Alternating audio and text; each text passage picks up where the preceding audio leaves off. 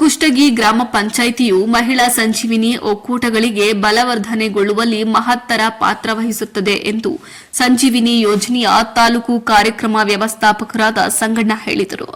ಕುಷ್ಟಗಿ ತಾಲೂಕಿನ ಮುದೇನೂರು ಗ್ರಾಮದ ಶ್ರೀ ಚಂದ್ರಶೇಖರ ಸ್ವಾಮೀಜಿ ಕಲ್ಯಾಣ ಮಂಟಪದಲ್ಲಿ ಜರುಗಿದ ಚಂದ್ರಶೇಖರ ಸ್ವಾಮೀಜಿ ಮಹಿಳಾ ಸಂಜೀವಿನಿ ಒಕ್ಕೂಟದ ದೂರದೃಷ್ಟಿ ಹಾಗೂ ವ್ಯಾಪಾರ ಅಭಿವೃದ್ಧಿ ಯೋಜನೆಯ 1ನೇ ಹಂತದ ತರಬೇತಿ ಕಾರ್ಯಕ್ರಮದಲ್ಲಿ ಮಾತನಾಡಿದ ಅವರು, ಮುದೇನೂರ ಗ್ರಾಮ ಪಂಚಾಯಿತಿಯ ವ್ಯಾಪ್ತಿಯಲ್ಲಿ 82 ಸ್ವಸಹಾಯ ಸಂಘಗಳ ಸದಸ್ಯರು ವಿವಿಧ ಸಣ್ಣ ವ್ಯಾಪಾರದ ತರಬೇತಿ ಪಡೆದು ಒಳ್ಳೆಯ ಆರ್ಥಿಕವಾಗಿ ಸಬಲರಾದಾಗ ಒಕ್ಕೂಟ ಕಂಡ ದೂರದೃಷ್ಟಿ ಸದುಪಯೋಗವಾಗುತ್ತದೆ ಎಂದು ಮಹಿಳೆಯರಿಗೆ ಸಮಯ ಮುಖ್ಯವಾಗುತ್ತದೆ.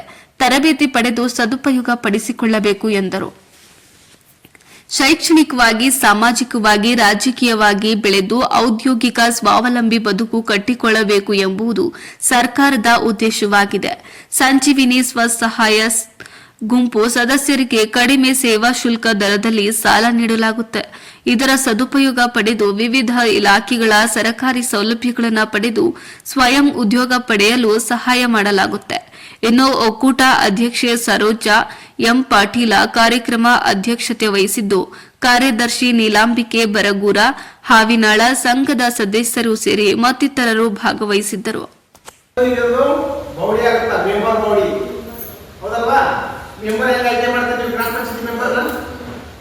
ಒಂದು ಊರಲ್ಲಿ ಒಂದೇ ವಾರ್ಡ್ನಾಗ 3 ಆಯ್ಕೆ ಮಾಡ್ತೀರಿ. ಯಾರು? ಗ್ರಾಮ ಪಂಚಾಯತ್. ಹೌದಲ್ವಾ? ನಾವು ಕೂಡ ಎಲ್ಲ ಸಂಘದವ್ರನ್ನ ಕಲ್ತು ಒಂದು ವಾರ್ಡ್ 3 ಆಯ್ಕೆ ಮಾಡಿದ್ವಿ. ಅಲ್ಲಿ ಗ್ರಾಮ ಪಂಚಾಯತ್ ಒಂದು ಊರ್ಲಿಂದ ಆಯ್ಕೆ ಆದವ್ರು ಎಲ್ಲಿ ಬರ್ತಾರೆ? ಗ್ರಾಮ ಪಂಚಾಯತ್ ಹೋಗ್ತಾರ. ಗ್ರಾಮ ಪಂಚಾಯತ್ ಅವ್ರು ಹೆಂಗ್ ಆಯ್ಕೆ ಆದ್ರು? ಇವ್ರು ಇಲ್ಲಿ ಬರ್ತಾರ 3 ಇಲ್ಲಿ ಬಂದಾಗ 21 ಜನ ಆಯ್ತು. 21 ಜನದಾಗ 5 ಮಂದಿಯನ್ನ ಆಕ್ಟಿವ್ ಇರುವಂತವ್ರನ್ನ, ಜಾಣರನ್ನ, ಒಂದು ತಿಳುವಳಿಕೆ ಇದ್ದವ್ರನ್ನ, ಅಲ್ಲಿಂದ ಓದು ಬರೋವಂಥವ್ರನ್ನ, ಇಲಾಖೆಯವ್ರ ಜೊತೆಗೆ ಮಾತನಾಡಿ ನಮ್ಮ ಯೋಜನೆಗಳನ್ನ ಪಡೆದುಕೊಳ್ಳೋರಂಥವ್ರನ್ನ ನಾವೇನ್ ಮಾಡ್ತಿದ್ರೆ ನೀವು ಆಯ್ಕೆ ಮಾಡಿರಿ. ಎಷ್ಟು ಜನ? 21 ಜನ ಕಲ್ತು ಅಧ್ಯಕ್ಷರನ್ನ, ಖಜಾಂಚಿ, ಉಪಾಧ್ಯಕ್ಷ, ಕಾರ್ಯದರ್ಶಿ, ಸಹ ಕಾರ್ಯದರ್ಶಿನ 5 ಜನ ಆಯ್ಕೆ ಮಾಡಿದ್ರಿ. ಆಯ್ಕೆ ಮಾಡಿದ ಮೇಲೆ ನೀವೇನಾಗ್ತಾ ಇನ್ನೊಂದು ಬೌಡಿ ರಚನೆ ಆಯಿತು. ಯಾವುದು?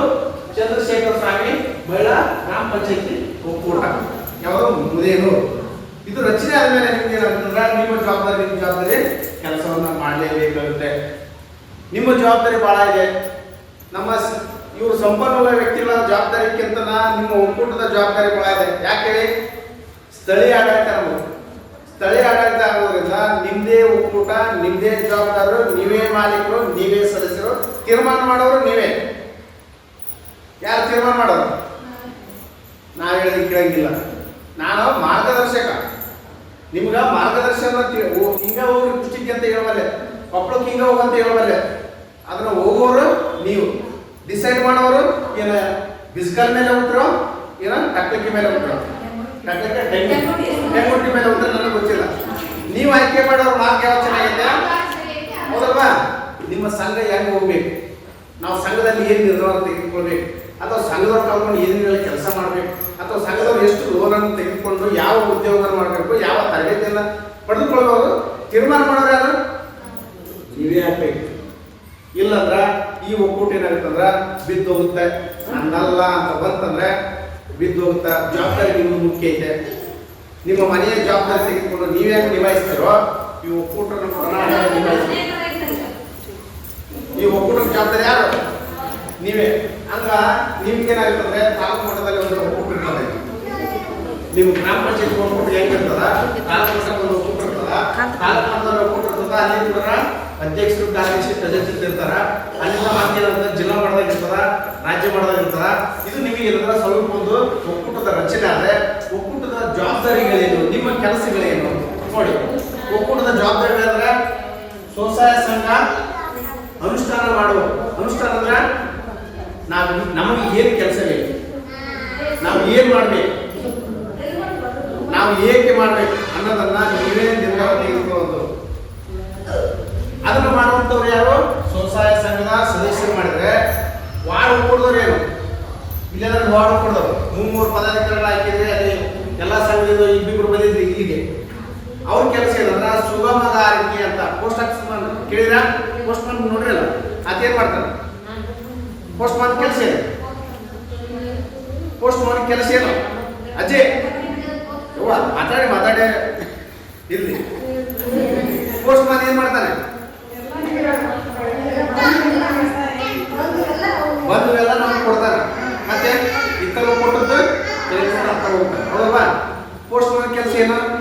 ಒಬ್ರು ಕೊಟ್ಟಿದ್ದನ್ನ ಯಾರ ಅಡ್ರೆಸ್ ಯಾರಿಗೆ ಕೊಡ್ಬೇಕಂತ ಅದ್ರ ಬರ್ತದ ಅಂತ ತೆಗೆದುಕೊಂಡು ಬಂದು ನಮ್ಗೆ ಕೊಡ್ತಾನ. ನಾವು ಇಂದ ಕಳ್ಸಪ್ಪ ಅಂದ್ರೆ ನಮ್ಗೆ ತೆಗೆದುಕೊಡ್ಬೇಕು ಅಂತ ಕೊಡ್ತಾನೆ. ವಾರ್ಡ್ ಅದೇ ಕೆಲಸ ಸುಗಮಗಾರಿಕೆ ಅಂತ. ಅಂದ್ರ ನಿಮ್ಮ ಸ್ವಸಹಾಯ ಸಂಘದವ್ರಿಗೆ ಏನು ಬೇಕು ಬೇಡಿಕೆಗಳಿದಾವೆ ಅದನ್ನ ನೀವೇನು ಮಾಡಬೇಕು, ಸ್ವಸಹಾಯ ಸಂಘದಾಗ ಚರ್ಚೆ ಮಾಡಿ ನಿಮ್ಮ ಪ್ರತಿನಿಧಿ ಒಂದೇ ಆಗಿರ್ತಾರಲ್ಲ ಅವ್ರಿಗೆ ಹೇಳಿದ್ರೆ ಅವರು ವಾರ್ಡ್ ಮಾಡಿದವರು ಚರ್ಚೆ ಮಾಡ್ತಾರ. ವಾರ್ಡ್ ಮಾಡಿದ ಪದಾಧಿಕಾರಿಗಳು 3 ಆಯ್ಕೆ ಬಿಡಲಿಲ್ಲ, ಅವ್ರು ತೆಗೆದುಕೊಂಡ್ರೆ ಜಿಪಿಎಲ್ ಮಾಡಕ್ಕೆ ಹೇಳ್ತಾರೆ. ಜಿಪಿಎಲ್ ಮಾಡಿದಾಗ ಇಂಥ ಸಂಘದಾಗ ಇಂಥ ವಾರ್ಡಿನಲ್ಲಿ ಸಮಸ್ಯೆ ಐತಂತ, ಅಥವಾ ಇಷ್ಟು ಮಂದಿ ತರಬೇತಿ ಬೇಕಂತ, ಇಷ್ಟು ಮಂದಿ ಲೋನ್ ಬೇಕಂತ, ಇಲ್ಲ ಸರ್ಕಾರದ ಯೋಜನೆಗಳು ಇಂಥ ಸಂಘಕ್ಕೆ ಬೇಕಂತ ಅಂತೇಳಿ ಅವ್ರು ಏನು ಮಾಡ್ತಾರೆ, ಇಲ್ಲಿ ಚರ್ಚೆ ಆಗತ್ತ. ಹೌದಲ್ವಾ? ನೀವು ಲೋನ್ ಬೇಕಂತ ಕೇಳ್ತೀರಿ, ಅಮ್ಮ ನಮ್ಮ ಸಂಘಕ್ಕೆ ಒಂದು 5 ಲಕ್ಷ ಬೇಕಂತ ನೀವೇನು ಚರ್ಚೆ ಮಾಡ್ತೀರಿ? ನಿಮ್ಮ ಸಂಘದ ಚರ್ಚೆ ಮಾಡ್ತೀರಾ? ನಿಮ್ಗೆ ಹಿಂಗಾರು ಅರ್ಥ ಸಂಘದಾಗ 5 ಲಕ್ಷ ಬೇಕು. ಏನು ಚರ್ಚೆ ಮಾಡಿದ್ರಿ? ಸಂಘದ 10 ಮಂದಿ ಕಾಲ ಚರ್ಚೆ ಮಾಡಿದ್ರು. ಚರ್ಚೆ ಮಾಡಿದ್ಮೇಲೆ ಏನು ಮಾಡ್ತೀರಿ? ನೀವು ಪ್ರತಿನಿಧಿ ಒಂದೇ ಆಳು ತೆಗೆದುಕೊಂಡು ಹೋಗಿ ಏನು ಮಾಡಬೇಕು? ಗ್ರಾಮ ಪಂಚಾಯತಿ ಮಾಡಿದ್ರೆ ವಾರದಲ್ಲಿ ಸಭೆ ಇರ್ತದೆ ತಿಂಗಳಿಗೆ. ನಿಮ್ಗೆ ಈ ದಿವಸ ಆಗಿಲ್ಲ, ಅದು ನಿಮ್ಗೆ ಗೊತ್ತಿಲ್ಲ, ಇನ್ನು ಮುಂದೆ ನಡೀತದ, ಆಗ ಹಂತವಾಗಿ ನಡೀತದ. ಇಲ್ಲಿ ಚರ್ಚೆ ಆಗಬೇಕು. ನಾವು ಕರೆಕ್ಟಾಗಿ ಟೈಮ್ಗೆ ಹಾಜರಿರಬೇಕು. ಮತ್ತು ನಿಮ್ಮ ಆಶಯಗಳೇನಿದೆ ನೀವು ಮನಬಿಚ್ಚಿ ಮಾತಾಡಬೇಕು. ಇಲ್ಲಿ ತರಬೇತಿ ಅಂದ್ರೆ ಸುಮ್ಮನೆ ದಪ್ಪನ ಕುಂದ್ರೋದಲ್ಲ. ನಿಮ್ಗೆ ಏನು ಸರಿ ಇರಲಿ ತಪ್ಪು ಇರಲಿ ಮಾತಾಡಿದಾಗ ಮಾತ್ರ ನಿಮ್ಮಲ್ಲಿ ಇರ್ತಕ್ಕಂಥ ಅಭಿಪ್ರಾಯಗಳನ್ನು ವ್ಯಕ್ತಪಡಿಸಲಾಗತ್ತೆ. ಏನು ತಪ್ಪಿರಲಿ ಸರಿ ಇರಲಿ ಇನ್ನೊಂದಿರಲಿ ಮುಂದೊಂದಿರಲಿ ಏನಾದರೂ ಘಟನೆಗಳನ್ನ ಹಂಚ್ಕೊಳ್ರಿ. ನೀವು ಹಂಚ್ಕೊಂಡಾಗ ಇಲ್ಲಿ ಎಲ್ಲರೂ ಇರ್ತೀರ, ಅದಕ್ಕೆ ಚರ್ಚೆಗೆ ಅವಕಾಶ ಸಿಗುತ್ತೆ. ನಿಮ್ಮಲ್ಲಿರ್ತಕ್ಕಂಥ ವಿಷಯಗಳನ್ನು ಹಂಚ್ಕೊಳ್ಳಾರ್ದೆ ಮಾತಾಡದೆ ಸುಮ್ಮನೆ ಕೂತ್ಕೊಂಡ್ರೆ ಅದಕ್ಕೆ ತರಬೇತಿ ಆಗೋದು. ನೀವೆಲ್ಲರೂ ಪ್ರತಿಯೊಬ್ಬರು ಕೂಡ ಮಾತಾಡಬೇಕು. ಸರ್ ಮಾಡ್ತಾರೆ. ಅದಕ್ಕೆ ದಯವಿಟ್ಟು ಈಗಾಗಲೇ ಸಮಯ 10 ಗಂಟೆಗೆ ಸ್ಟಾರ್ಟ್ ಮಾಡ್ಬೇಕಾಯ್ತು. ನಾವು 12:30 ಆಯ್ತು, 2.5 ತಾಸು ಲೇಟ್ ಆಯ್ತು. ಏನು ಇವು ಯಾವ ರಾಜಕೀಯ ಫಂಕ್ಷನ್ ಅಲ್ಲ. ತರಬೇತಿ ಅಂದರೆ ಒಂದು ನಿಗದಿತ ಟೈಮ್ ಇರುತ್ತೆ, ಆ ಟೈಮ್ ಒಳಗೆ ಬರ್ರಿ. ಎಷ್ಟು ತಾಸು ಮಾಡೋಣ ಡಿಸೈಡ್ ಮಾಡಿರಿ. ಅಷ್ಟು ತಾಸು ನೀಟಾಗಿ 4 ತಾಸು 5 ತಾಸು 6 ತಾಸು ತರಬೇತಿ ಕುಂದ್ರಿ. ಊಟ ಇರುತ್ತೆ, ಕುಡ್ಲಿಕ್ಕೆ ನೀರು ಇರುತ್ತೆ, ಎಲ್ಲ ವ್ಯವಸ್ಥೆ ಇರುತ್ತೆ. ಅದ್ರ ಬಗ್ಗೆ ಬರಿಬೇಡ. 4 ದಿವಸ ಮನೆ ಬಗ್ಗೆ ಚಿಂತೆ ಬಿಟ್ಬಿಡಿ. ಅದು ನಡೀತಿರುತ್ತೆ, ಅದ್ರ ಬಗ್ಗೆ ತಿಳ್ಕಿಸಿದ ಅವಶ್ಯಕತೆ ಹೇಳ್ರಿ. ಮನೆಯಲ್ಲಿ ನನಗಿಂತ ಅವಶ್ಯಕತೆವಾದಂಥ ತರಬೇತಿ ಇದೆ, ಅದಕ್ಕೆ ನಾವು ಹೋಗ್ತಾ ಇದ್ದೀನಿ, ನೀವು ದಯವಿಟ್ಟು ನೀವು ನನ್ನ ಕೆಲಸ ಏನಿದೆ ನೀವೆಲ್ಲ ಹಂಚ್ಕೊಂಡು ಮಾಡಿರಿ. ನಾನು ಸಮಯ ಸಿಕ್ಕರು ನಾನು ಅದ್ರಲ್ಲಿ ಭಾಗವಹಿಸ್ತೀನಿ ಅಂತ ಹೇಳ್ರಿ. ಕರೆಕ್ಟ್ 4 ದಿವಸ ಟೈಮ್ ಟು ಟೈಮ್ ಬರ್ರಿ. ನಮ್ಮ ಎಲ್ಶಾಪಿಗಳು ಪದ ಹಚ್ಚಿ ಎಲ್ಲಿದ್ದೀರಿ, ಯಾವಾಗ ಬರ್ತೀರಿ, ರೆಡಿ ಆದರೆ ಎಲ್ಲ ಬೇಡ. ಯಾಕಂದ್ರೆ ನಾವೆಲ್ಲರೂ ಕೂಡ ಜವಾಬ್ದಾರಿ ಇರೋದಿದ್ದೀವಿ.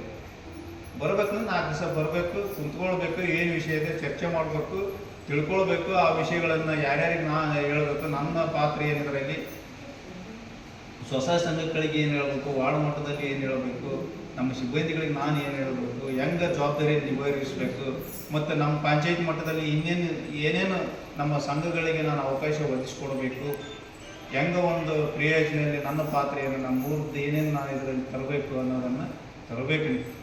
ಅಂದಾಗ ಇದು ಸಂಪೂರ್ಣ ತರಬೇಕಾಗುತ್ತೆ. ಅದಕ್ಕೆ ಯಾಕಂದರೆ ಜಾಸ್ತಿ ಮಾತಾಡೋಕೆ ಹೋಗೋದು. ಯಾಕಂದ್ರೆ ತರಬೇತಿದಾರೆ ಎಲ್ಲ ವಿಷಯಗಳನ್ನು ನಿಮ್ಮ ಜೊತೆಗೆ ಹಂಚ್ಕೊಳ್ತಾರೆ. ಅದಕ್ಕೆ ಈ ತರಬೇತಿಯಲ್ಲಿ ಭಾಗವಹಿಸ್ರಿ, ಸರಿಯಾಗಿ ವಿಷಯ ತಿಳ್ಕೊಳ್ರಿ, ವಿಷಯವನ್ನು ನಿಮ್ಮ ಸಂಘಗಳಿಗೆ ಬಿತ್ತರಿಸ್ರಿ. ಈ ತರಬೇತಿಯಲ್ಲಿ ಭಾಗವಹಿಸಿ ಮಾತಾಡಲಿಕ್ಕೆ